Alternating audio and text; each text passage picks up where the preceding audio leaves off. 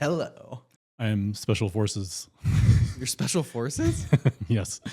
I have woken you up in the middle of your beautiful dream because you sell drugs to my country. It's time to go. No, please. Please, I'm not ready. Si, senor, you are ready. I am not ready to go. I was having the most beautiful wet dream I've Okay, ever had. it's no problem. Go back to sleep for 5 minutes, finish the dream. Okay. May I finish physically too? Yes, I will help you so that we can shit. hurry up and get to the Black Hawk. Oh, fuck. This dream is as wet as the eclair I ate yesterday. Oh my God, I'm like a 05 in the Special Forces, and this is what I gotta do. Oh, fuck. You're about to level up again, my friend.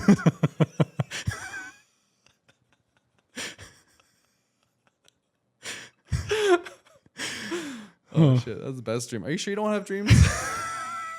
You sure don't have some good dreams, man. Capturing Maduro with a hand job. Yeah. I mean, that's like a most accomplished mission I've ever seen. Especially like with our government right now. I bet that they'd give you major applause for capturing someone like that, giving him a hand job and then capturing him in that way. Those fucking body cams. I could keep it a secret if it wasn't for the body cams. I mean, I think you can. There's a reason why those body cams exist, and it's for OnlyFans. Only cams.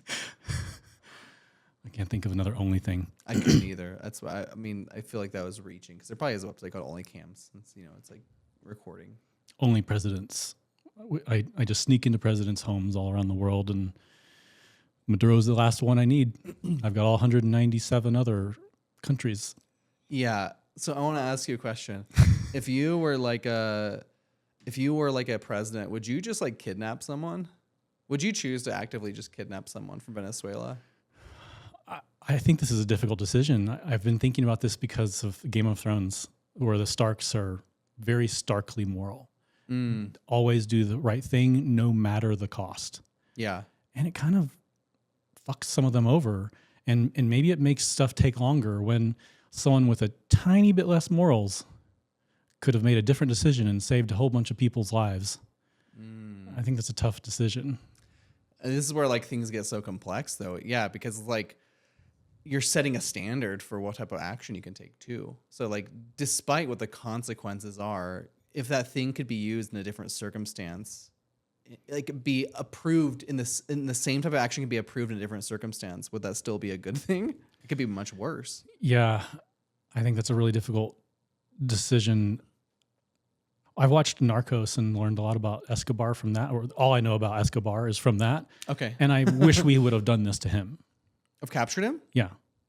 Really? Why is that? I think he caused a lot of deaths. He kind of fucked the economics of a country for a while, and definitely affected America by bringing all the coke here. Yeah, but couldn't that be conceded as like a good thing too? It's like we're like a party country now because of it, because of all the cocaine. That's why we have so many immigrants.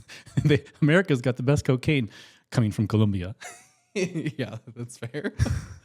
But I mean, I think you're right. But like, have you paid attention to this Venezuela situation? I read the BBC article. Okay. Period. That's it? Yep. And how did that make you feel? Made me feel like I don't know the situation and that I can't ever know the situation, that it's literally unknowable by people like me. Okay. And so I feel like I can't make a good statement of whether it's right or wrong, because I would need to know all kinds of top secret stuff to be able to actually make a good decision on it.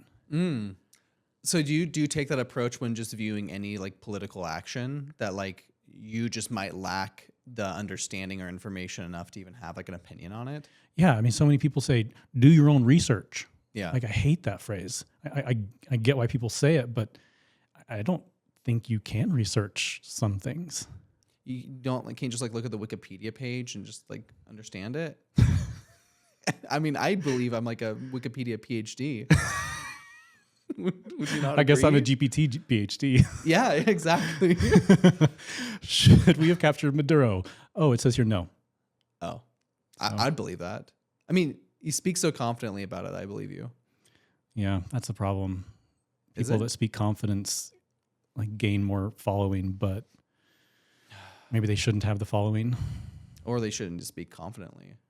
Like, I think it's interesting that the way you were describing that there's no way for us like legally to be able to get the information that we need to be able to make like a rational choice about something, whether something's good or really bad.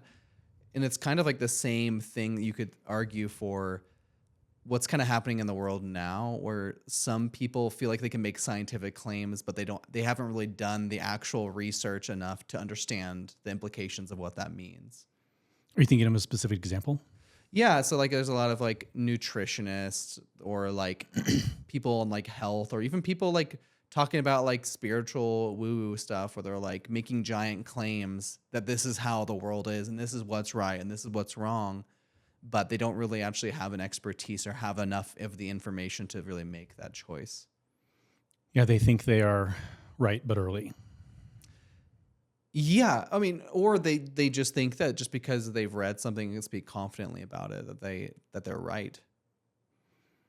Do you ever feel right speaking confidently about things that you like don't fully know? I think I'm too scared of being wrong to speak confidently about something that I don't know about. I applaud you, my friend. I think that's a natural instinct. I mean, think about it. A natural A natural instinct. Hmm. Yeah, I mean, like, when would would it be okay for someone to speak about something they don't really know, like confidently in front of like a large audience of people? You normally probably wouldn't have that approach, but I think this is like, I mean, this is all just like my opinion, but I think this is the issue with people, especially like on social media, that are trying to speak to a place of like knowingness when they really might lack the expertise. I feel like that's a huge problem is knowingness. People can't know anymore. There's so much conflicting information and something is top secret. Yeah. It's really hard to actually know, but they still want to speak their truth or what they think is their truth. Yeah.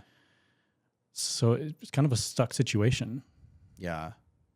Yeah. I mean, what even is right? Like, what would even be a right choice? Would even like, especially if you think like taking a step back, looking at things like systematically, like what really even is a good choice to make, like politically in a situation like that? Is it like making this choice of capturing this person is like helpful for us in some way? Does it reduce the amount of like suffering that's like happening in our own country? Is it going to prevent some type of war? I feel like there could be like so many different like directions that this could go, but everyone's trying to like make a statement that like capturing this person's right, capturing this person's wrong. And yeah, I don't really know. I guess I think that no one can really know. Only in hindsight can we know. And so it makes me think, can we make the decision and then have a time period where we come back and look at the decision and see if it was right or not? Mm-hmm. But that feels so hard for politicians to do because to get the votes, they need to be confident. And being confident doesn't include a evaluation cycle or feedback. Like, I mean, yeah, I'm feeling like lack of confidence in the things I'm saying. I think that's one of the reasons I'm like stopping myself is because I'm like, you know what, Lane? I don't really know if I actually know these things or can speak so like directly that these are like factual things to say. And I wish, like, I feel like kind of like what you're like saying. I wish other people would not speak so quickly to things before giving enough time to be able to like reevaluate it or look at it again in a new light. Yeah. I think that's a big part of why I feel like I can't speak about the political things is I don't have the time to put in the research to be able to get to anywhere close to confident. Mm. But the person opposite me is speaking really confidently, but I doubt that they have done the research either. And so it just feels like two chickens just clucking at each other, not really making a difference because there's no confidence. And maybe it's hard to even know in certain situations whether something's right or wrong. Yeah. So do you pay attention to politics, or is that like one of the reasons you like choose not to? Yeah, I stopped paying attention to politics after the last presidential election. Okay, why is that? I read AP News, BBC, and just the stuff on America. Didn't have capacity for the rest of the world. And then I would watch like the funny things, Stephen Colbert, Seth Meyers' Closer Look. Like John Oliver. I watched John Oliver for a while, but I actually started having a problem with John Oliver because I realized this is not palatable for people on the right. Okay. They're going to watch this and they're not going to find it funny. They're going to find it offensive. And it made me realize this is just entertainment. It's not really about education. It's not really about getting someone to change their mind. It's just about entertaining people on the left. So you didn't like respect their approach on how they were trying to Correct. share information. It didn't feel like both sides could hear it. Yeah. And so I was just being fed what I wanted to hear. It gave me that outrage, that righteous anger that feels so good. Yeah. And that it just doesn't do anything. Righteous anger is mostly anger. pointless. Right. You just get angry. Yeah. And then Stephen Colbert, I don't know if you've seen enough of him, but he shows the picture of like, here's Mitch McConnell seen here. And then they say something negative about the way that they look. Yeah. And I just was like, I was cringing at that. Like, oh, I don't like this. Yeah. And so I kind of fell away from Stephen Colbert. And Seth Meyers was funny enough that I kept watching him. But whenever Trump won, I realized that all the news that I had been consuming had not set my perspective correctly. I thought we were all in agreement that we need to do anything we can to keep this guy out of office. Mm-hmm. But then he won by like 10 million votes. It blew me away. This was his first election or The second one. Second one. Okay. Yeah. I realized all of the informing that I'd been doing to myself still left me uninformed. Mm-hmm.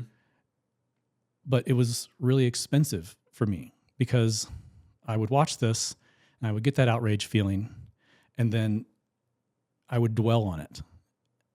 And I came from conservatism. I was pretty far to the right. I don't know how far to the right, but pretty far to the right. Okay. I voted for W. Let's see. I think I took a note Good here. old W. I voted for W, then switched to Libertarian in 08 and 12.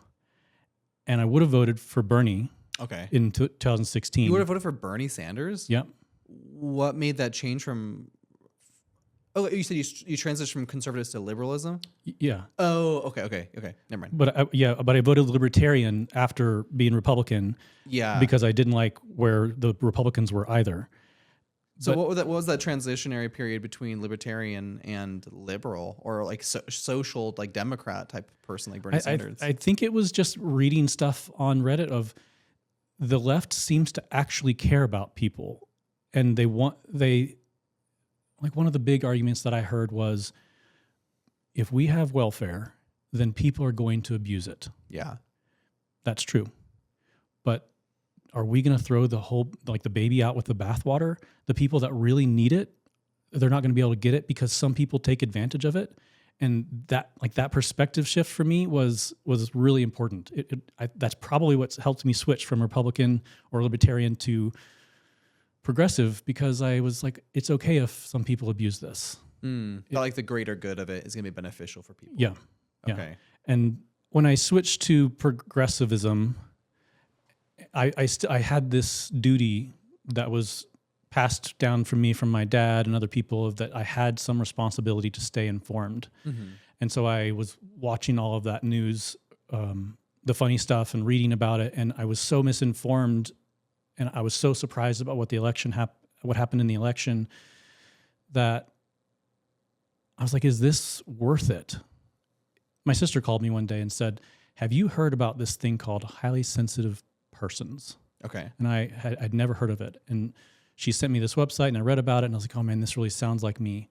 And all it is that it's a set of personality traits, and like my nervous system is more highly tuned than other people, which is both good and bad.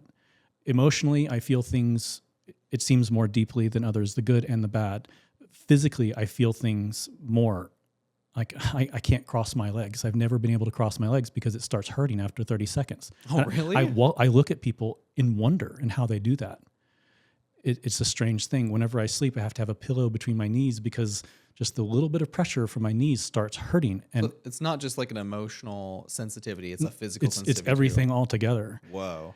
And so we would watch Seth Meyers, and it's like funny and we laugh, but then I kept thinking about it.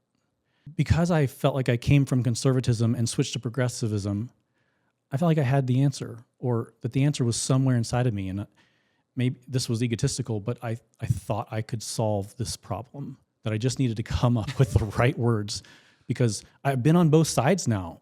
And so I should just say some things to a conservative and they should switch over. Yeah. And so I put this ridiculous burden on myself of, you need to save the country. Yeah. And just trying to convert people to yes, your own beliefs. Yeah. Like I just seem to write the right essay, the right blog post, make the right video, and then everyone will wake up. Yeah. And so whenever I was saddened and outraged by the news or the videos that I was watching, I dwelled on it for days. And if I was reading something once a week, I was most like dwelling on this most every single day. Mm-hmm. And I think that the part of that comes from being a highly sensitive person, where I think more deeply about things than it seems other people do. Mm-hmm. And it felt like it was costing me more to pay attention to politics than it was the average person. They could just go about their day, but I'm like, shit's fucked, yo. How can you all keep going like this? Yeah, but you don't think that those people might subconsciously be impacted by that? Like they might feel more angry or like more fearful reading news or politics, but they just don't express it in the same way as you? That's possible. I really only have the data point of Lydia, Okay. where she would just laugh and let it go and not think about it until the next time she read something or watched something. Not paying attention to how it was impacting her directly? Yeah, yeah. She also didn't think she had a responsibility to save the country. Got it. Like there's no like political responsibility to try making a change at all in the world? No, just that I felt like I needed to save the whole country. The entire country. Well, half of them. That's fair. Yeah. So yeah, it felt really expensive. And so I was like, I cannot handle another 4 years of this outrage. And I know there's going to be so much shit that comes up because of this presidency. And so I just decided to do a 2-year experiment, maybe 4 years, and stay out of the news, see how it affects me. And so far, I've been so much happier. It's like that burden that I placed upon myself, the dwelling on the thoughts, the rumination, it's not there anymore at all. And I have more time to focus on me, my kids, things that I need to do also. Yeah. Was that difficult transitioning out of like watching it consistently? Like paying No, attention it to was politics? so easy. Really? So yeah, I mean, I just put filters on my phone to keep out the word Trump, and yeah, I was happy immediately. Did you still know? Like, I guess let me ask you this: what other platforms around that time were you still using for politics? Like, were you still using like Reddit or anything like that? Yeah, Reddit and YouTube, and occasionally would look up BBC or AP News article on something. Okay, but with those filters, you felt like that actually prevented that type of content from coming in to. Yep. Okay, the platforms you're using. Yeah, my algorithm slowly changed on YouTube, and I just filtered out everything on Reddit. It was like 10 reasons why you should not pay attention to politics. Like all of your content was about that. I'm just kidding. So for the last 4 years, you've decided to not pay attention to politics, and you feel much better about it. Like you genuinely feel happier, like being free of not having to worry about what's going on in the world around you. That's a bigger step. Like it's not that I'm not paying attention to what's going on in the world around me. Okay. But I'm just not going and looking for that.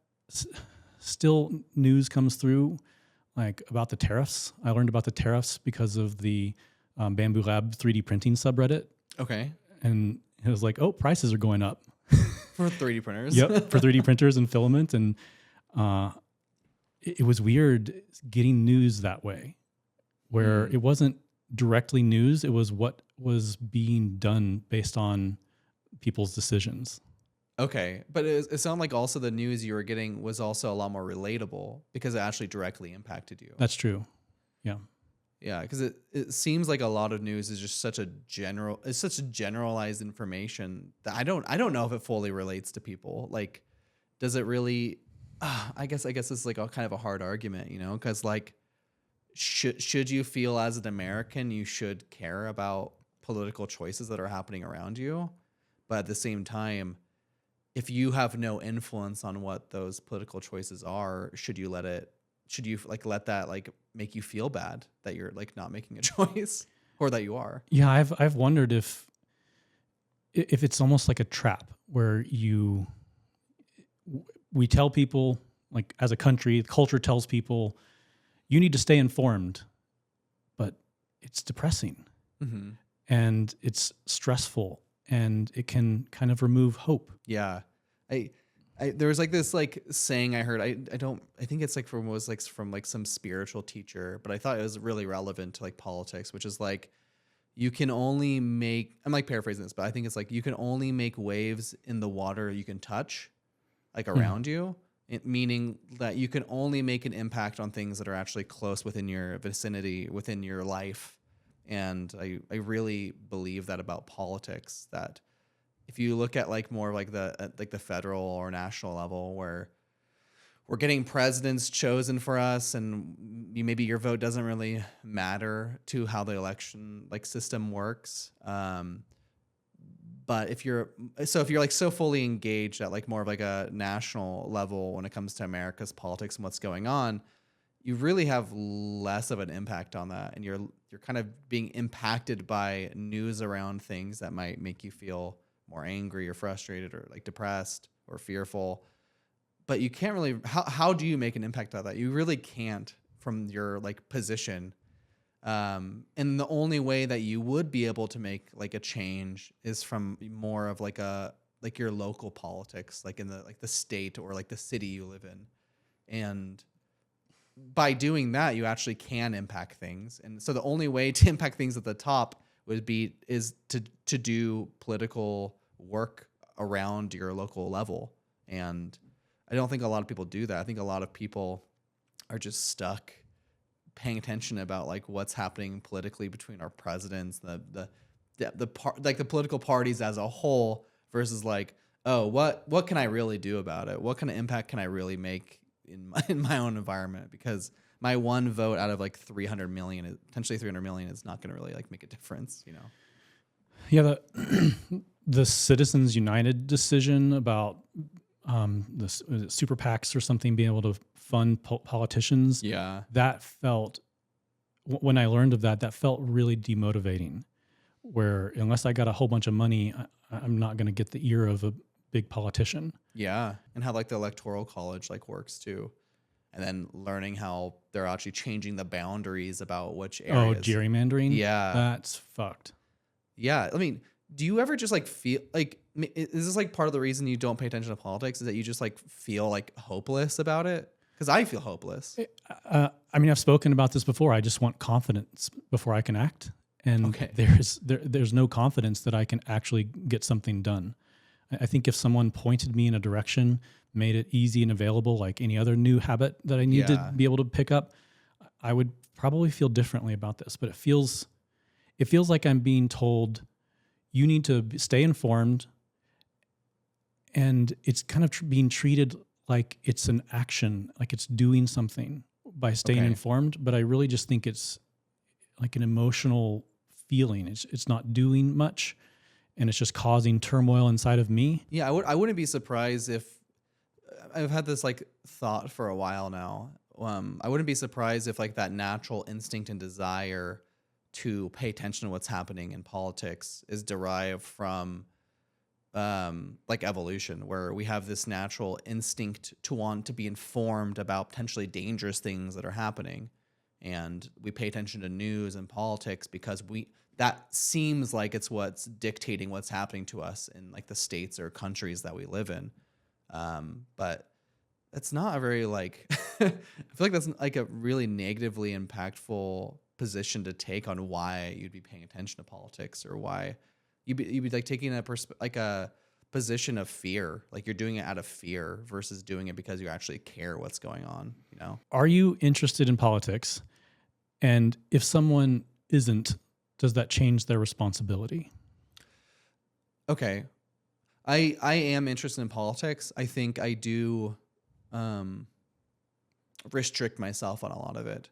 I kind of like what I was mentioning. I think there is a lot of information of politics that's not fully relevant to me, and that does make me kind of feel bad that I should care about it, but in a general sense, I don't know if I'd really be impacting anything when it comes to some of these areas of politics, like paying attention to who specific representatives are from other states, trying to like understand what their policies are.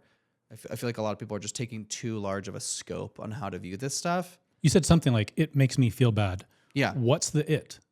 That makes me feel bad from politics. Yeah. Yeah. It's that there's just incompetent people. I think this is like my biggest issue with politics is I feel like we're stuck in this place where we have a lot of incompetent people that are like old, that don't really understand technology, that don't really understand the direction that the world, like that America or like the world is kind of going when it comes to like technological advancement or how people are approaching living in the world. And I think we just have a lot of people, the people in power in these positions, whether representatives or within Congress or within or the president. Most of these people, I think there are some good people that are pushing for good legislator and good things, but most of them aren't just really even participating. There's a lot of people that rarely even come in to vote on issues. Instead, they just like. You mean congressmen? Yes, yeah. They rarely even come in, and a lot of them are old, and a lot of them aren't even like receptive to even, or don't even understand what's even going on in the world. But they're there because it gives them this position of power that gives them more income because they potentially have influence over certain things that are certain like legislator actions they can take on within the government. And so it's just a fucking payout system. And I don't trust a lot of people in those positions because they're not being proactive. They're just being fucking passive, and it's annoying as fuck to me. Yeah, it feels like there is no dialogue between the two sides. Yes. Which I would want them to come together and actually debate stuff. Yeah. But that feels like that doesn't happen. Yeah, and I think social media is a big fucking problem for that. I think there was studies done over the last every decade about like, I don't remember exactly what they're for, but they had to do with like bipartisan or how like well political parties like communicate with each other, and it was like showing that I think within like 2010 there was this drastic change where political parties were communicating less and less with each other. There was less of like this like almost respect or support, I guess, for the other political parties, which would lead into debate. Because if you respect someone, you're open to their ideas and you want to like disprove them. But what's happening now is people don't even want to hear from the other side. They're looked at such an enemy that they don't even want to hear from them, and they're disgusted by them. And maybe there's fair reasons for specific people why they feel that way towards them, but there's no way to fix a solution, like to come up with a solution or fix a problem if you're going to completely dismiss understanding the other side. So if someone isn't interested, does that change the amount of responsibility they have to stay informed? Oh man, I mean that's a really good question. I would say I don't think they have a responsibility. Actually, I feel myself caught there. Yeah, you just said that you felt bad about not paying attention. Yes. So something makes you feel like you have a responsibility. Yeah, it's like the responsibility of being a citizen within a country that you should be able to like care about things and make a choice and change for it. So I think in any like just looking as a country as a whole or like a nation, it's okay and it's good to have this natural instinct to want to be a part and to support it and give to it. The other side, which is why I have such like a cognitive dissonance between like knowing which one I believe in, is because everything's set up in a way to cause everything to fucking fail. Like as much prevention of trying to get someone to be able to like impact or inject into politics or into your community or like make change, there's like wall after wall after wall. And in the system we live in now, where we have lobbyists and like super PACs that are influencing choices with millions to billions of dollars, can you really put that pressure or blame on someone for not wanting to make that choice? You know, like if someone is like in a good shape and they want to build the goal is to run up this mountain, and they're like, yeah, I want to do that, I can do that. but then like some fucking billionaires poured like oil and fire and like lit it on fire, and you would just like they're like the only way to get there is just pure suffering and potentially to die. Would you blame that person for not making that choice? No, I wouldn't. It's a weird analogy, but Do you think that staying informed, if it doesn't lead to action, could be a bad thing? yeah, I would say so.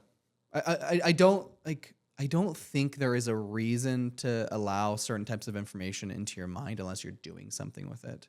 Otherwise, it's just pointless information. This is the issue that I have with just like with social media is you're just allowing random information and content to come in your head. Is that really relevant to you? I don't think so. And if something's relevant to you, you naturally will be taking some type of action, whether changing the way you approach thing or adding it to like your own belief or doing something with that information. And so, yeah, I do think if you like, I would look at that. That's like a filter I put on myself, which is like, and I fail at it a lot of the time. But if the information that I'm putting in my mind, I want it to be relevant to who I am and what I'm trying to do. Otherwise, it's not, and it's kind of pointless. But I'd actually be curious on your perspective on that. Do you feel that way? When I started thinking about making this decision, I imagined a person that has 2 or 3 jobs. They've got chronic back pain. Mm-hmm. They've got a bunch of kids. They're stressed. They're tired. And thinking, would I tell them you need to stay informed? And that I don't feel like I can say that. And in other words, it's more expensive for some people, especially if they're not interested in politics, to stay informed. Yeah. If it costs me some fake amount of points, 50 points to stay informed, and I can do 5 points of action, but someone else that's interested in it has time, and it only costs them 10 points, Yeah. and they can do 5 points of action. Like, I don't know that it makes sense for me to take that burden upon myself of needing to stay informed. Yeah. Well, do you feel like what are your thoughts on people that are not informed even voting? Do you think those people should be able to vote if they're not informed on what's going on in politics? I think we need to talk about what informed means. Okay. A friend of mine mentioned that Aristotle said something about this, and so I asked ChatGPT to tell me what Aristotle said about this. Okay. And his comment, or what I think Aristotle was saying, is you need to be able to make a judgment. You need to be informed enough to be able to say why you think this is a good decision or a bad decision. Yeah.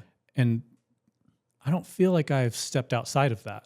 Okay. I feel like I can still make a decision on a piece of legislation if someone can explain it to me.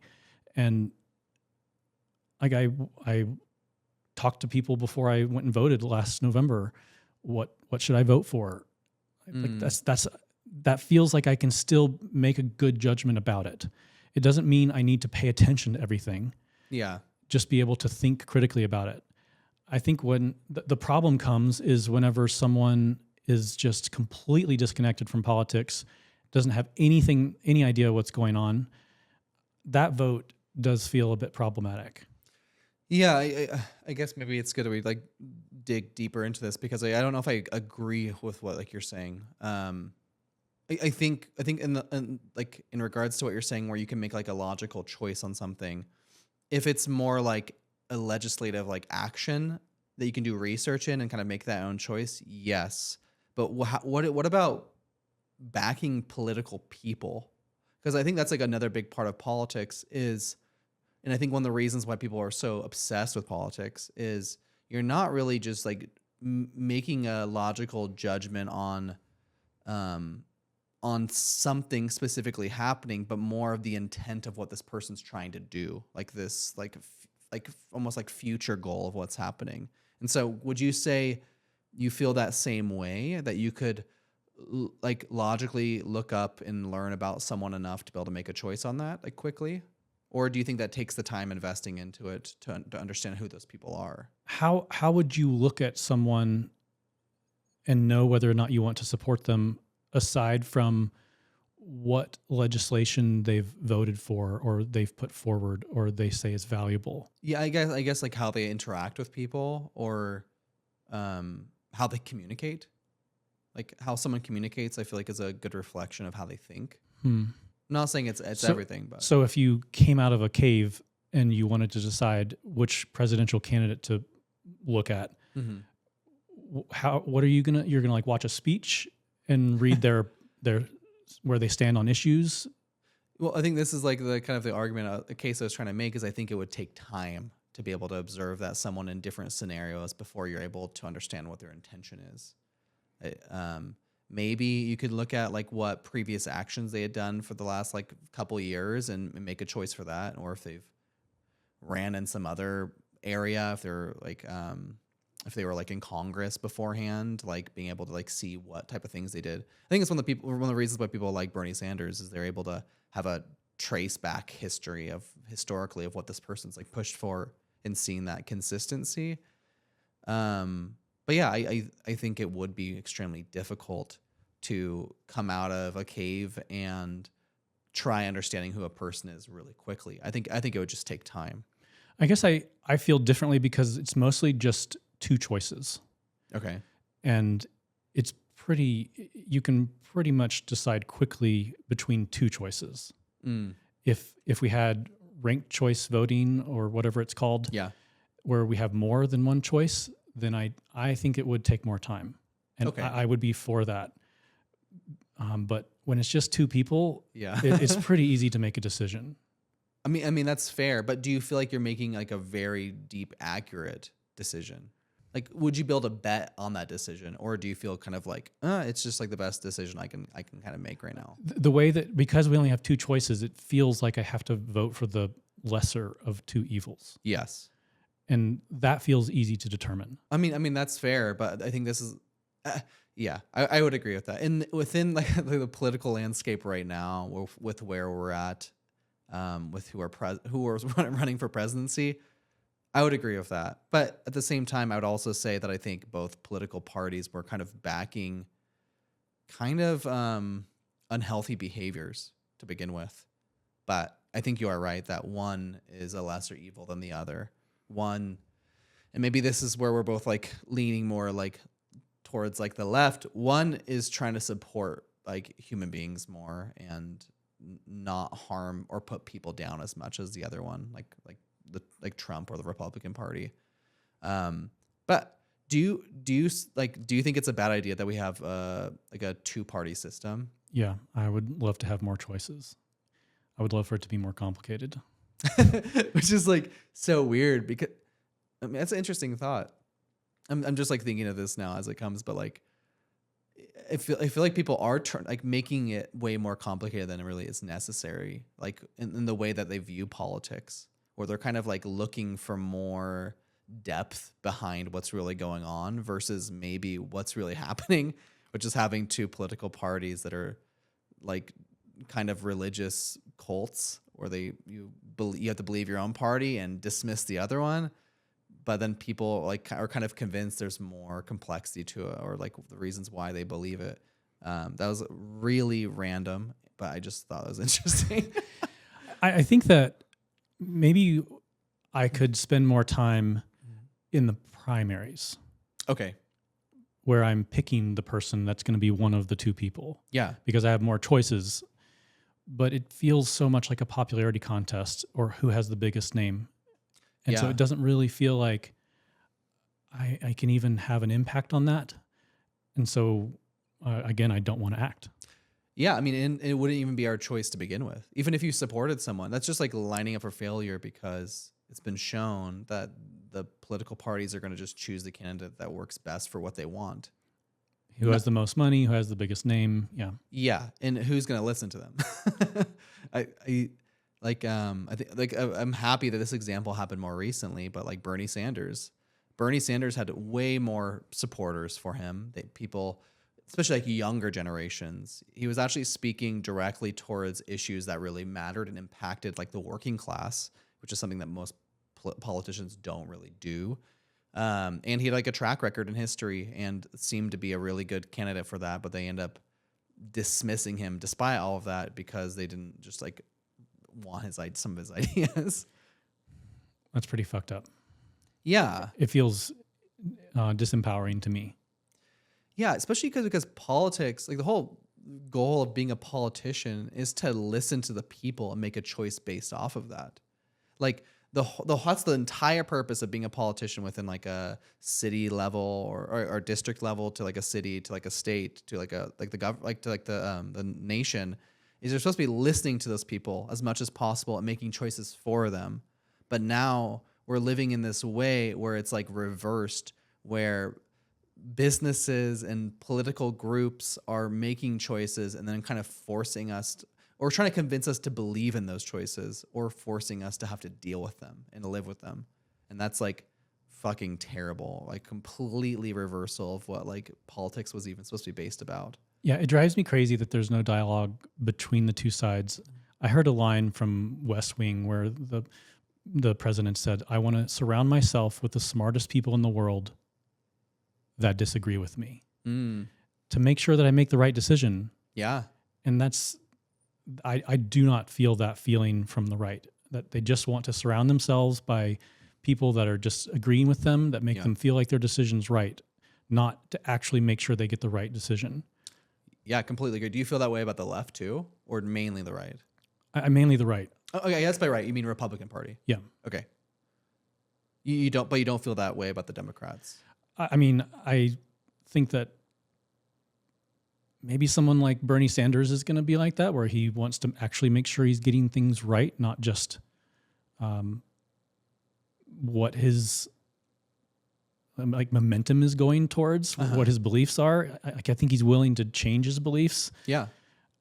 I don't know enough Democrats specifically to be able to say if they do that or not, but it's definitely something that I experienced coming out of Christianity, where we just want to only look at the information that's going to support what we say. And I've kind of merged Christianity with republicanism. I think that's a fair action to take. Yeah. Yeah. Do you have like a political leaning? Like, are you? I mean, I sense that you lean more left, but do you have an area that you categorize yourself with your political beliefs? I don't even know what you mean. Like, are you like Republican? Are you Democrat? Are you liberal? Are you libertarian? Are you What's centrist? the difference in liberal, Democrat, and progressive? I wish I would have researched and written out the definitions, but I'm actually, I can give what I understand about them, but I will say this. I know for a fact that there's way more information about what those even are that I'm probably not aware of. I kind of just grouped them all in the same thing. Oh, really? Yeah. Democrat is a political party. I think the other ones are more of political like beliefs or like I guess what's I can't think of like the category of name of what that means. But like, do you not think the Democrats are liberal? Oh, I think they are, but they're also progressive too. Okay. But progressive is like if you look at like as like a linear scale with like left and right. I guess this would be like your left, or this would be your right. Like there's like center. Then there's like I think it's like libertarianism, and then oh shit, this is the left. This makes it so difficult. But anyways, if you look at it as a scale, like a liberal is closer to the center than a progressive. A progressive is more extreme when it comes to left leaning beliefs.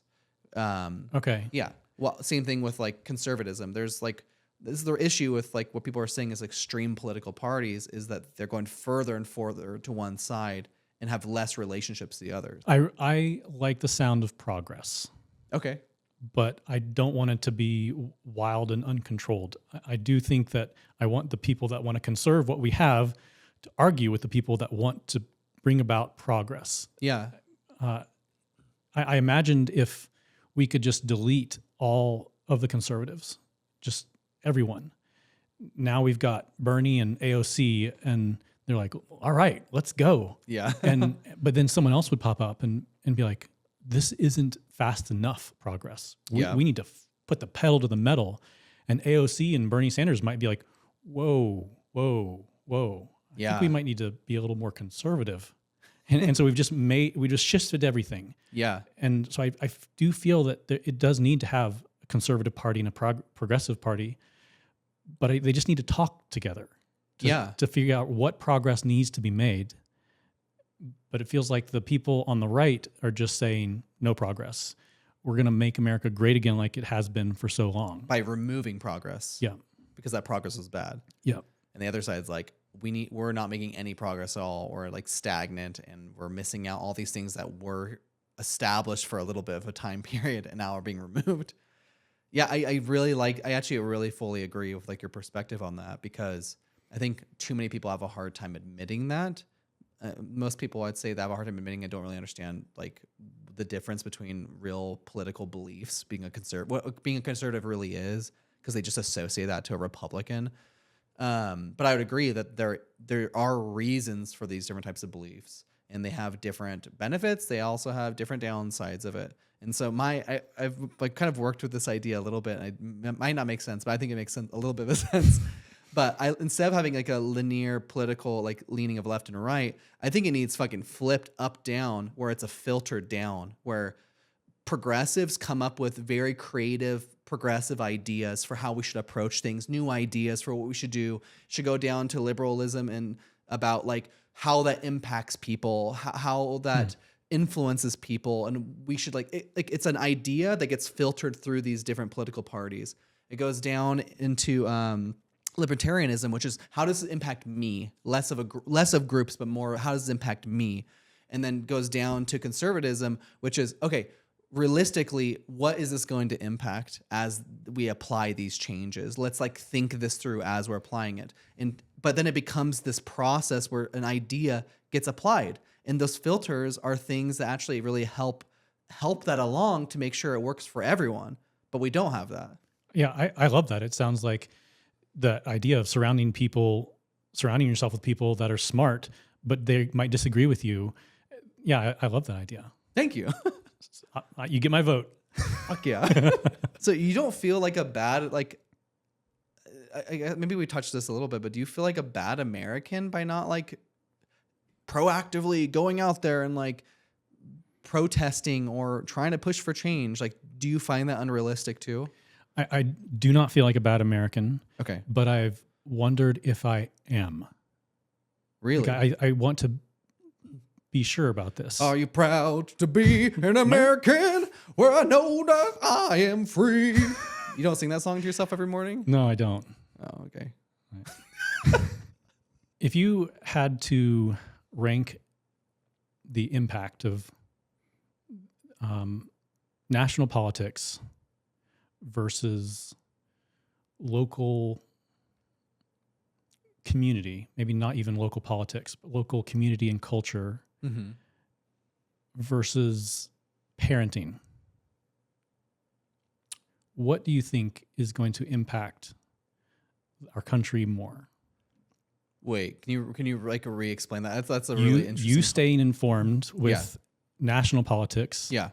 You interacting with your local community, or how you raise your kids. And the question is, which one impacts the country more? Again, I would do kind of like the same thing where I'd if all of those, I think all of those are connected in some way, but there is a priority.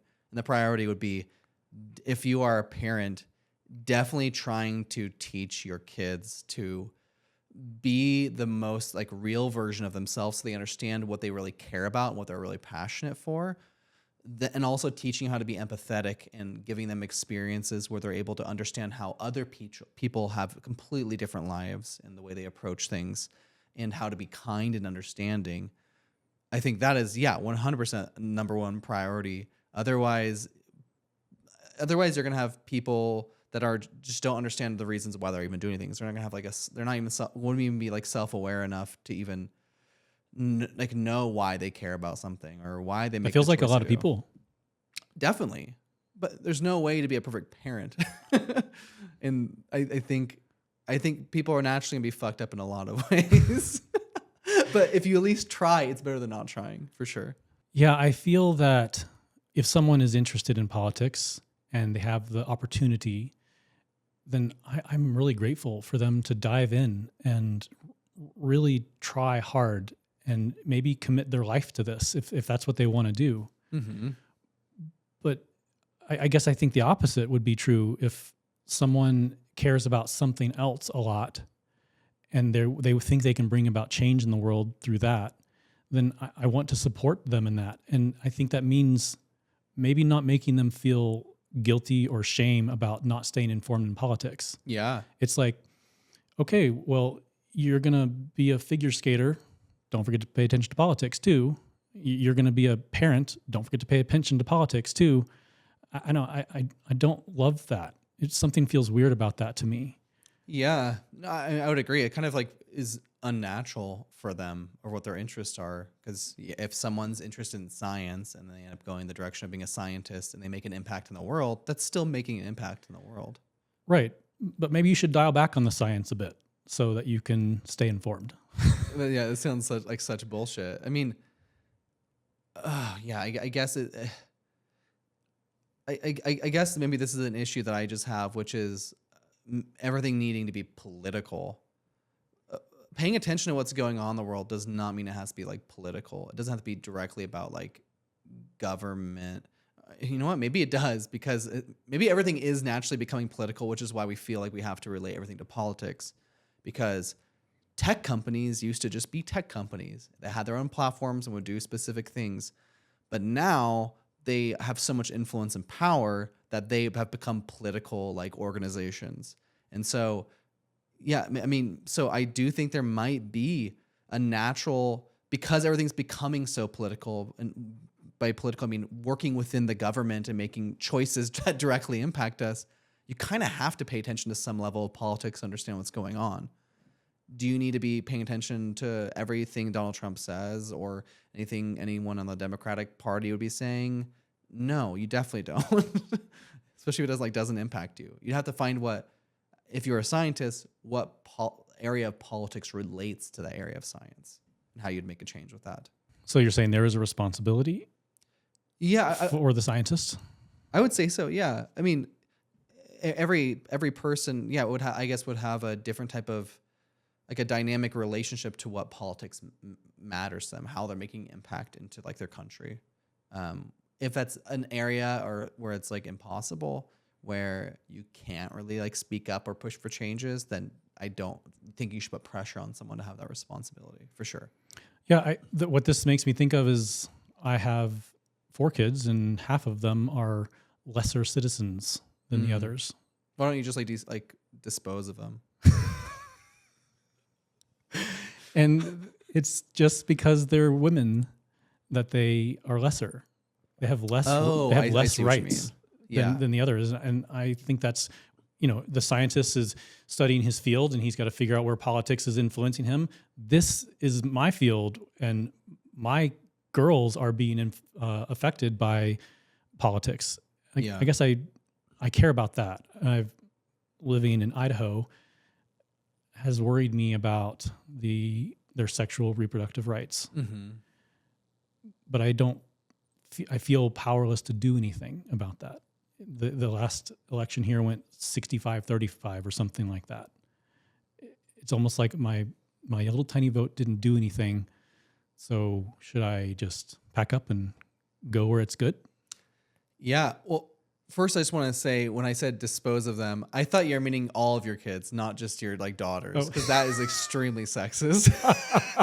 So I just want to state that to begin with.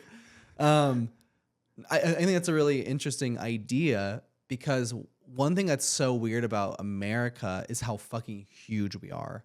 Like, if you look at like Europe, all the different countries within like Europe are tiny. Yeah. Each of these tiny ones. And each of those have their own regulations and laws.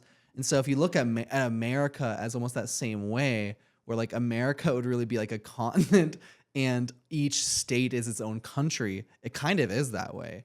Or everyone has their own legislator, everyone has their own laws at a state level.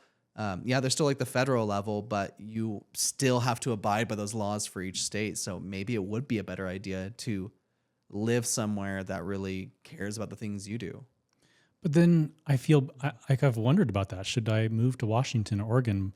But then I feel like I'm saying, fuck you, Idahoans. Like, I almost feel like they need to be saved. And if I leave, this is that egotistical placing the burden on my back again. Yeah. If I leave, then I'm making it more red. Yeah. And by being here, it's more blue. Should I stay and fight for that, or should I go and just go where it's comfortable?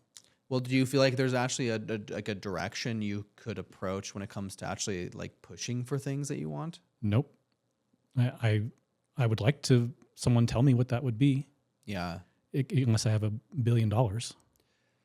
Yeah, I mean, from what I understand, man, I wish I would like look up specifically like Idaho like laws and stuff, but they are so sketchy in the way they push for like laws to be applied that you can't like, from what I heard with like pot specifically, or maybe abortion, is that like these laws were pushed in a way distinctly from the state level, and like the wording in it kind of describes that they can't be like undone. Something I'd have to like relook into, but it's like, from what I understand, you know what? This is a good lesson for not like saying things that I maybe don't fully know, and that I should actually do this research before speaking about it. So if anyone relates to that, please censor yourself before and learn about the information before speaking about it.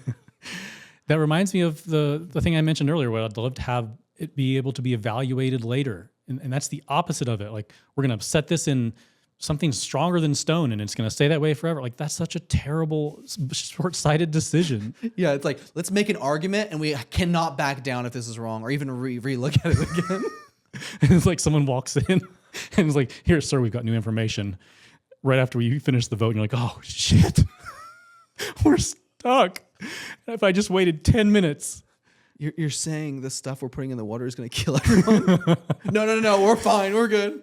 I wasn't a tie to fluoride, but I could see how it could be seen as that.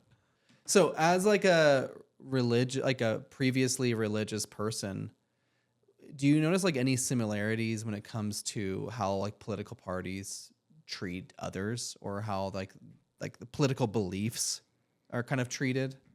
Yeah, it feels like a similar echo chamber where, because it's so attached to your identity now, your politics and your religion, even someone challenging the ideas is a problem because you feel like they're challenging you. Where if you could separate those so that this is just one belief I have and it's not who I am, I think people would be much more open to discussion and opposition research and talking to people outside of their echo chamber. Yeah, I completely agree. I think political identity is such a terrible thing, of like just such a high level of attachment of who you are as a person based off of like your own beliefs. Like, there's no way that can be healthy for anything. Like, I don't think just having such strong beliefs about an external thing that relates. Oh man, I feel like politics is so complex that I feel like I keep having to stop myself, because I'm like, I'm going down a rabbit hole, but I don't know if I fully agree with that. And I think that's just how like a lot of these like political issues are, is that like they are good and bad at the same time. They're not like, we should stop doing this thing or we should keep doing this thing. I've wondered if me disengaging from politics is a luxury. But then I thought, wait, I feel like I don't have time. I don't have energy. I don't have emotional capacity. So I was flipping the question, is being able to be engaged in politics the actual position of luxury? Like actually having the free time to be able Yeah. to do that? I would agree. I would think so. Yeah. I was thinking of, when would I actually sit down and spend the time to stay informed? And I guess a lot of people might do this at their work while in between whatever, but I don't have that type of job where like the kids need something and I got to pay attention to them, and it's like constant interruption. And if I'm not doing something for the kids, I'm busy fixing something or preparing something or developing myself and taking care of myself, giving myself a rest or something like that. I just don't know when I would even fit it in my day. And so it feels like a nice position to be in, to have the time to be able to focus on this. I mean, definitely. I mean, I think it's one of the reasons why like people who are like retired, or people that like don't work as much, or like people that are like more stay at home, are usually the ones that are more like engaged in communities. Like Like if you think about like a stereotypical like housewife, a housewife's usually the one that understands what's going on in the neighborhood and who's connected to who.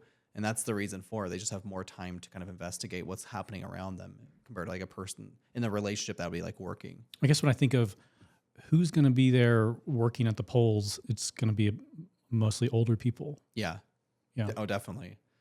Yeah, I think that's a really interesting concept. The idea that like it is a luxury to have more time to be able to like invest in politics if you want to. Just even having that, like being able to do that. But I would also say I wouldn't be surprised if that's one of the reasons. This is one of the reasons why younger like political people, like in their like early 20s or 18 to early 20s, are so like much like political activist, like so high in like political activism nowadays, especially living in a world now where there's not many opportunities to get, even through education, there's not many like high opportunities to be able to get a well-paying job that actually covers your expenses to actually be able to live. And so I know a lot of people that are, I don't have like numbers offhand, but there's a high percentage of people that are having to work multiple jobs right now. And so I could see people that are like, I don't like how this is going. Like I got a college degree and I'm not able to get the job that I'm promised. Now I'm forced to have to get these multiple jobs while living with multiple people in an apartment just to get by. And then they're like, the only kind of reaction they can do in their free time is being like, fuck this. We need to survive. We need to be able to afford things. We need better rights so we actually have more time to live our lives and be happier. And so they take to like progressive activism where it's like, we need to increase the minimum wage, or we need to pay attention to how expensive rent is. And so I could see that there being such even a less amount of free time leading to this urgency behind the way they express their interest in politics, because it really does matter directly to them. And the things they're pushing for are the things that would actually give them more freedom and more time. And yeah, so I think it's one of the reasons why I support anyone that talks about real topics. And what I mean by like real topics are real issues that are directly impacting majority of the people, which is expensive living, like cost of rent, job security, especially with AI now like being a big thing, and Healthcare. Healthcare, sexual expression. I think is also like a really big one, that or like the way that people having the freedom to express who they are, and I think that's one that's being like strongly attacked as well right now, with people being against people that are like trans or people that are like gay or bisexual, people that express themselves in any way they want. I think this is kind of, I guess, jumping into like something a little different compared to what I was saying, but I think it's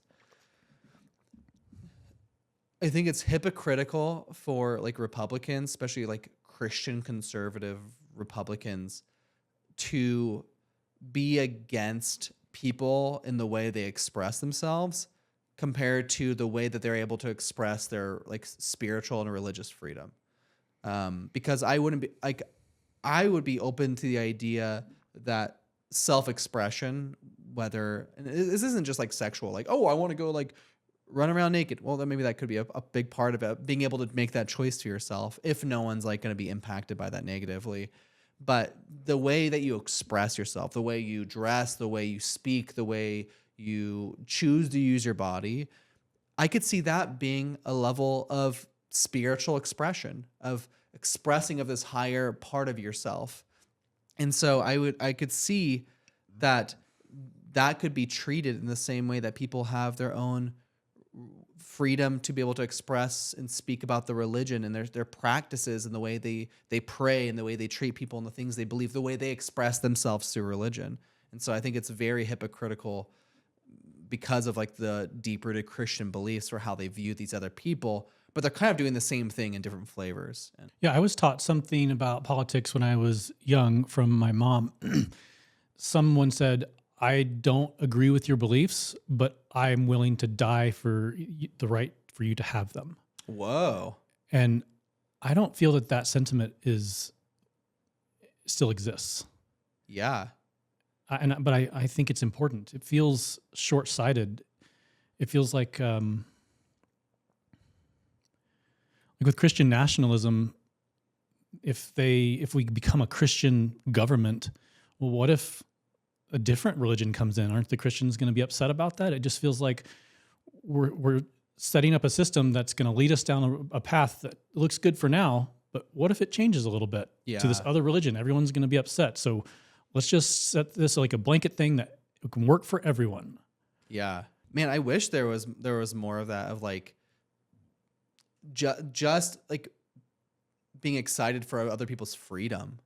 Like just looking at things at a base level of what America is. Like here's my political speech. You ready for this? Yeah. America is about freedom. It's about us being able to choose what we want to do and who we want to be and where we are going. Other countries have not historically had this type of freedom before, and it's one of the reasons why America was even just became founded, was through leaving like the British government and choosing to create our own place where there isn't some type of monarchy that's in charge of us, but instead us as the people in charge of making choices for ourselves. And I think anyone that puts down someone else's freedom for their own is full of shit, and they should fuck off. And everyone should be able to make that any choice for themselves that they want, as long as they're not harming other people. Yeah. Please fuck off after you subscribe. Yeah.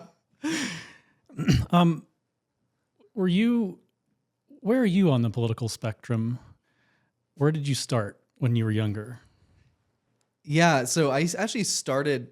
I think my in the beginning, my political beliefs were more of like that. Were more nurture versus instead of like nurture instead of just like nature. I think growing up in a household that was more like religious and pretty conservative, very very conservative. I just instantly jumped on those beliefs. It's almost like just naturally being brainwashed, where you don't really think about your beliefs. You're just that way. You just act that way. Yeah. If people mention that are gay, instantly getting this like feeling of disgust towards them, because I was like taught that being gay was bad and that it was unnatural. And so for the longest time, I was just blindly going with politics. I remember, I honestly I paused because looking back, it's really sad where I was, and actually feel like it's one of the reasons I actually relate to where people are coming from with conservatism, maybe like the same way like you feel. But like my friends would be making racist jokes, I'd be making racist jokes, and always defend it like, oh, I'm just saying this because it's funny. I'm not actually really racist. And I even like voted for like Donald Trump in like the 2016 like presidential election, because I was just like, political systems all fucking lie. This all needs to be destroyed. Let's get someone in that is just like doesn't give a shit and wants to like destroy it from the inside out. And so I had all these like beliefs and stuff, and I wasn't an activist, but I was living my life and I'd impact or influence other people around me with the same beliefs or give pushback on different beliefs. And then after like in the last episode that we released, like my like ego death experience from like drugs and like especially with like psychedelics and learning to meditate, I learned to accept myself and to be loving towards myself. And one of like the biggest changes was having this like really strong, motivated goal to want to reduce suffering in other people and helping people become happier people. And I naturally started realizing that leaning more like liberal was that a lot of more liberal beliefs are about people like social groups and how to like help support those type of people and being able to express who you are. And I end up like feeling so bad at this old version of myself that was when I was like in my early 20s of making racist jokes or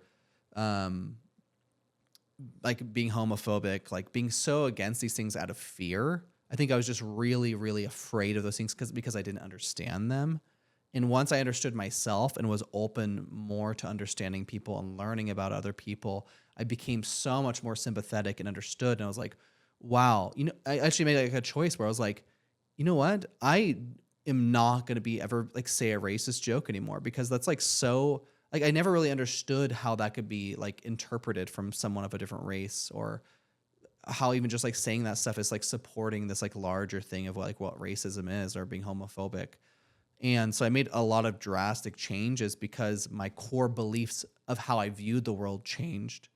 And so because of that, I am like, I would say I lean definitely more like democratic, like socialist, more like on like the left side of things.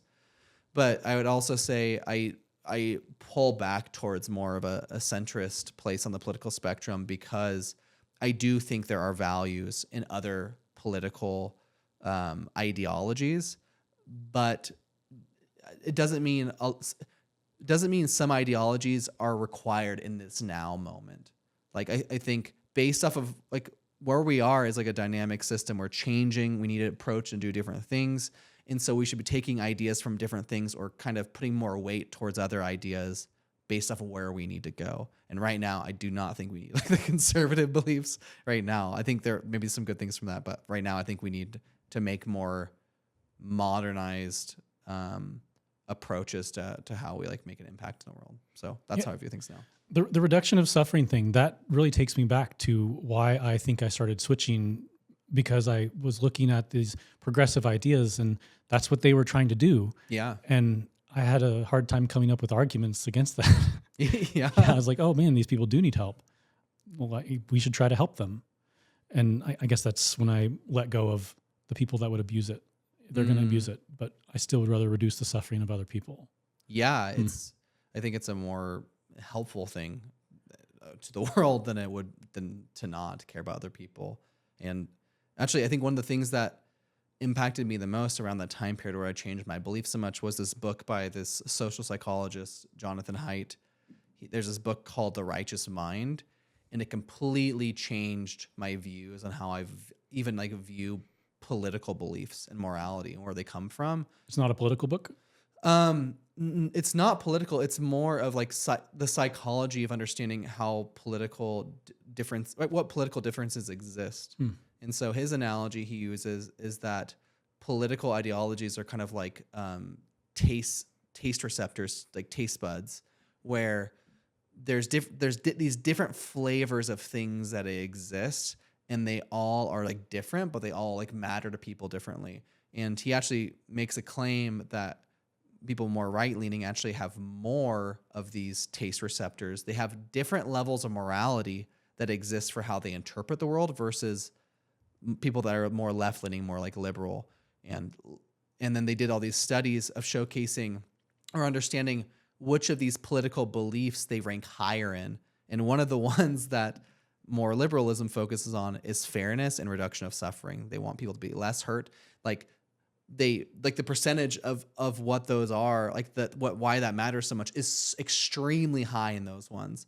But the other ones that might exist are way lower compared to conservatism. It has kind of like a more like medium shape when it comes to some of these beliefs. And I think the main one that was missing from for like more right leaning versus left leaning is this concept of divinity, of of human purity, or like interest in that way, which is like its own topic. But I've heard something like that where one side's about fairness and I can't remember what the other side was about, but like that was definitely the shift in me. It's shifting more towards fairness rather than just me, my rights, my freedom. It made me start looking outside of myself.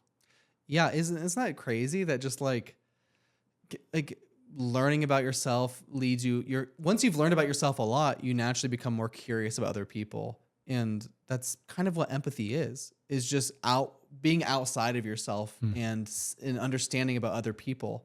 And you become empathetic towards them. You're like, oh my God, yeah, whoa, you believe things way different than me. You see the world way differently. You've gone through different things than me. Oh shit, you're doing bad in this thing that I'm not. Oh man, what can I do to help you?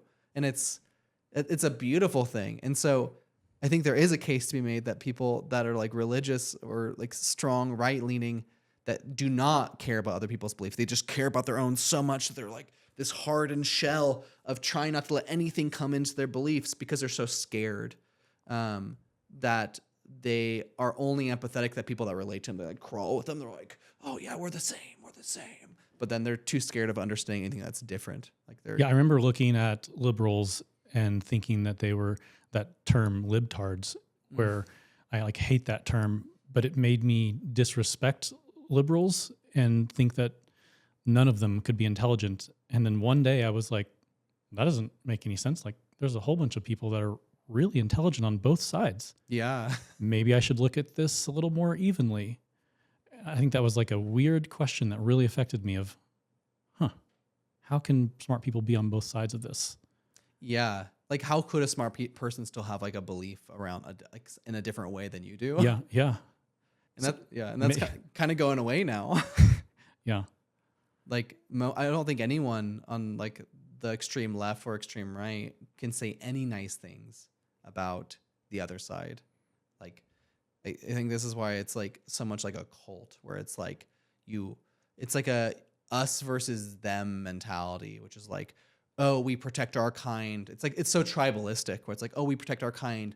Anyone that believes something similar to me or like believes the exact same thing as me, I'm going to support. But anyone that does not, they're the fucking enemy. And we need to like find a way to take them over and convince them. And so it's like such high levels of aggression trying to impact and attack the other side that they're not able to really see the similarities between them of what is common in being just a human being and how to relate and understand where the other person's coming from, which naturally leads to an understanding and empathy. But I think the whole big issue is just has to do with social media and news, like kind of like what you're mentioning, where it's just enforcing this fucking hatred towards other ideas and then also being fed content that makes you feel like they hate you. And so the division between groups is becoming so big because they feel like they're being attacked and they're being reactionary to how one side attacked them. And does it matter who started it? Not really. What matters is a solution of to get out of it. You can definitely make claims on where this started from, but a lot of it had to start with political diversity when it comes to social media, because how the algorithms work is you watch something that it like impacts you like emotionally, and it could be disgust, it could be anger. I think anger is like one of the biggest ones. It can be like sexual appeal, and you're more inclined to watch those things that like create or like give you that such emotional strong reaction where you're like, oh my god, I'm so fucking angry. Like, what do you do with that anger? You can't really do much. And so what you do is you just watch something else that builds up more anger because you feel like justified to have that anger. And especially if you have no actions to take around you to express that out, it just keeps building up and up again. And you naturally find yourself watching content that leads you to this direction that's just feeding you content that just they've learned to have like this net around you that they know that kind of content is going to instantly spark that reaction again. And so, and all that content is like it is presented in a way where the other side, political party, is what's causing that. And so then you're naturally, the anger that's being caused from the video, which is usually like curated or in some way, presented in some way to like manipulate you emotionally, you're going to keep building that up and then you're directing it towards the other side. It sounds like you're saying you're not recommending getting any political information from social media because of the algorithm. 100%. Yes. You shouldn't. I would make that claim. You should not. Where would you recommend someone get their information from? That's a tough question. I think the thing that I would say is you can go in and read it from anywhere. I don't think you should be watching video feeds, which is like the way that everyone does it, which is just getting a short clip of something and just reacting to it. I think that is the absolute worst. I think if you go on like news organizations, if you go to even on Reddit, which Reddit is extremely left-leaning biased, 100%. I think you have to go in and be able to be open-minded and skeptical at the same time about how realistic is, like, disregarding the headline. Do not read the comments. Go into the article and actually build a take for yourself based off of what you're reading, which is so hard now because if you look at news, the biggest part about news is having like these news anchors or political advisors that speak what you should feel. They speak to you and like, you should believe this because these people are doing this. Well, all that is a fucking bias on a bias in front of the information. You should not listen to anyone that's giving an opinion about like what is going on in politics or how you should feel about it. You need to be able to take that information and make a choice for yourself based off of your own experience. I like that, taking the emotion out of it, or the just looking at the information. That still feels like I don't know where to get that. Like if I go to foxnews.com and read an article, it's probably going to have that.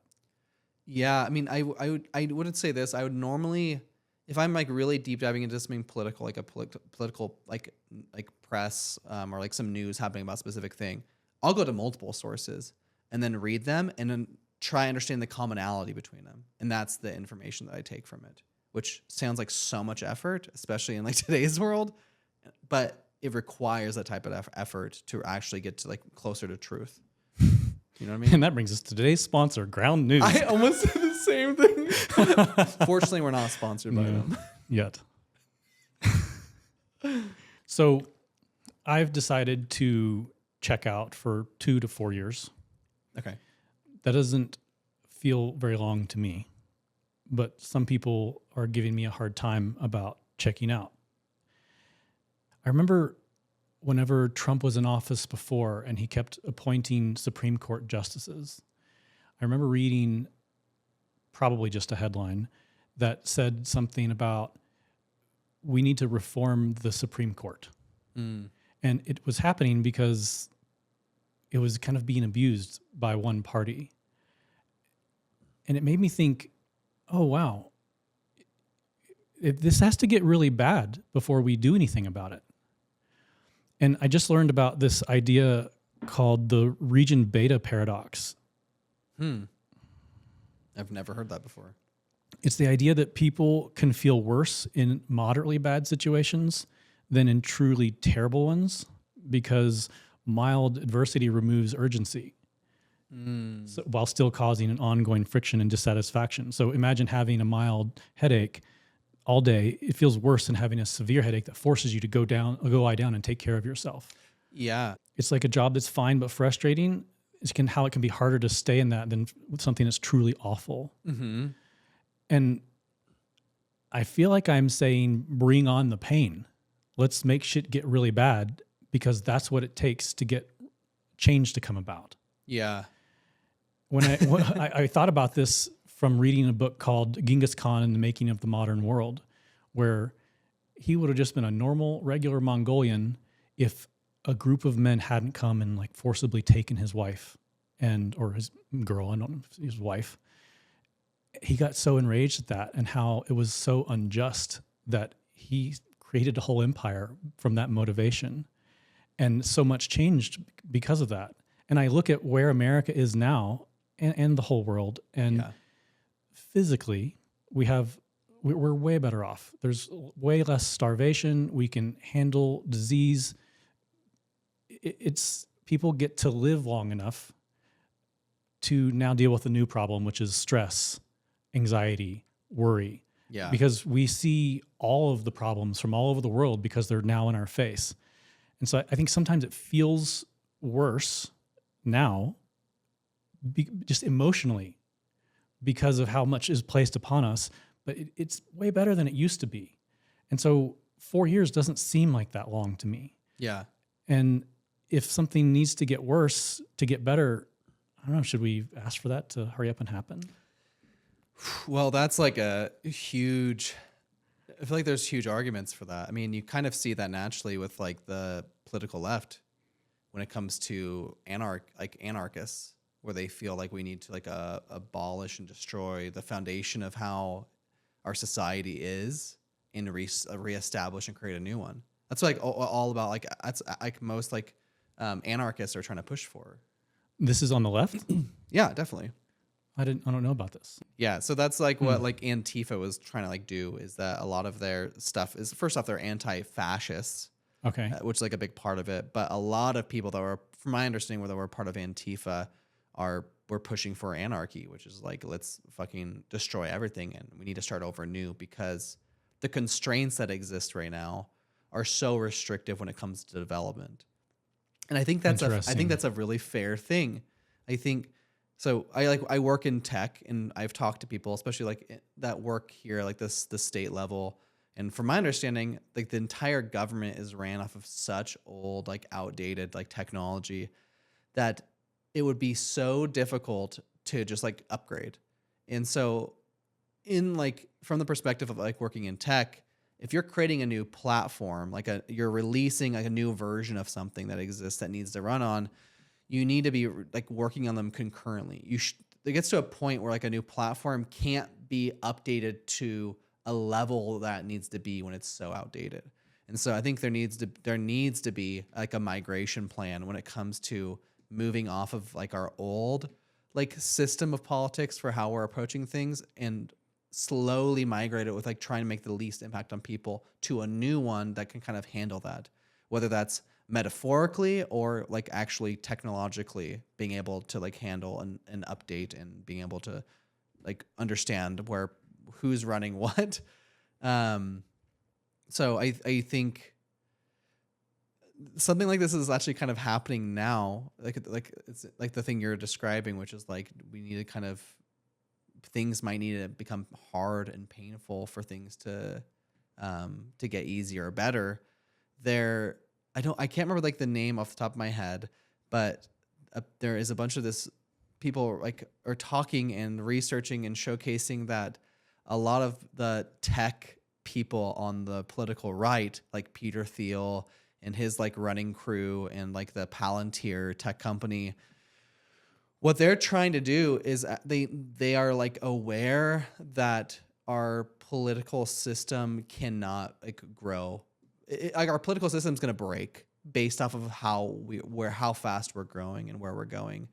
And so there's like a book. It's called like not Dark Net. It's like Dark Something Theory that has to do with this, which is the concept of letting things fucking burn, like pushing for technology and for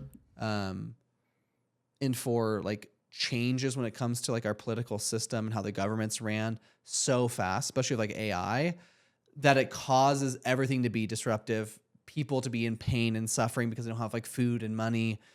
But the purpose of it is by increasing the speed of how we get there, that we overcome it faster and are able to advance to this other area that we need to go. And so there's a lot of people making the claim that a lot of these like tech bros on like the political right are kind of pushing for the shit that we're seeing now, which is like wealth inequality, not like effort not being really put towards things that really matters to existing people, because all the efforts about like a technological advancement right now until we hit that point. And yeah, it's just fucking freaky stuff. We need to politically rip off the Band-Aid is what they're saying. Yes. That's hard to, like, from a place of privilege, I probably wouldn't be as affected as so many other people. It's hard to pull that trigger. Yes. Yeah, I kind of had like this discussion with like my older brother about this kind of stuff where it's like a weird moral argument, which is like, if you make a choice that impacts a lot of people now, but later on reduces the amount of suffering for other people for a longer period where more people would be positively impacted from it, is that a good thing or not? I would think so. You think so? But what if that number of people is a large amount where people die and a lot of people are suffering? I guess it's hard to say because we don't have hindsight, but theoretically you're saying that more people will not die and suffer later. Yes. And so I'm saying yes to the idea, but how to practically implement it? Yeah. Or whether or not I'm going to be the person that pushes that button, that's hard. Yeah, I mean, but I think this is like my main issue with it is when we talk about things logically like this, where, and this is happening right now, especially with like within tech companies, which is we look at things as metrics. We look at things as numbers. So like we're like, oh, politically, if we make this choice to do this thing and it impacts this percentage of people, well, that percentage, well, this estimate is showing that this percentage of people will be better off later on. It's so easy to make a choice when things are looked at as data and numbers. But if you actually visually were able to see all the people you would be impacted from that, or that would be impacted from that, you are you'd be way more likely to actually make a different choice or find a different solution.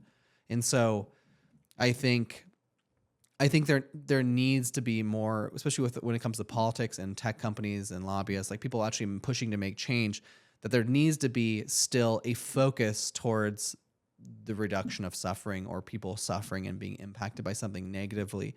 Because I think a lot of people are just ignorant or choosing to be ignorant and not pay attention to that because it's easier to do that. But I think you could hypothetically make more well-rounded or refined approaches to political changes or systematic changes if you have that as a dimension to focus on of like, oh, how do we make sure this doesn't impact people as much? And I think that's being like more thrown away right now, which is scary. Man, if you were to run for political office, I would not only vote for you, I would volunteer my time for your campaign. Thank you, JT. Yeah, I mean, I think I'm planning in the next like 4 or 5 years to run for like a district like council position here in like the Boise area. So we'll see what happens. I feel like that would change my whole outlook on politics. It feels like I would actually know that I'm doing something by supporting you. That it changes the whole thing about how, I would happily dive into it in that situation. Well, I think that's like the main reason that I want to do it is because I feel that way too, of like not really having like a way to impact things or actually make a change. But the big part that like excites me from it and doing it and motivates me is being able to actually just like connect and listen to people in like my community that actually want to push for a change or really care and passionate about something, to actually listen to them and being able to work and do these things for them, which is again like the original idea of what a politician is. And that's become so reversed. That isn't like a fucking beautiful idea of like someone taking time out of their life to do something for the people. Yes, it is beautiful. I wish I could be more appreciative of my politicians if they held that belief. Me too. Yeah. Well, you'll be a great political advisor and campaign manager. I will try to disagree with you at every opportunity to make sure you get the right decision. Please do. Please don't let me look at Reddit.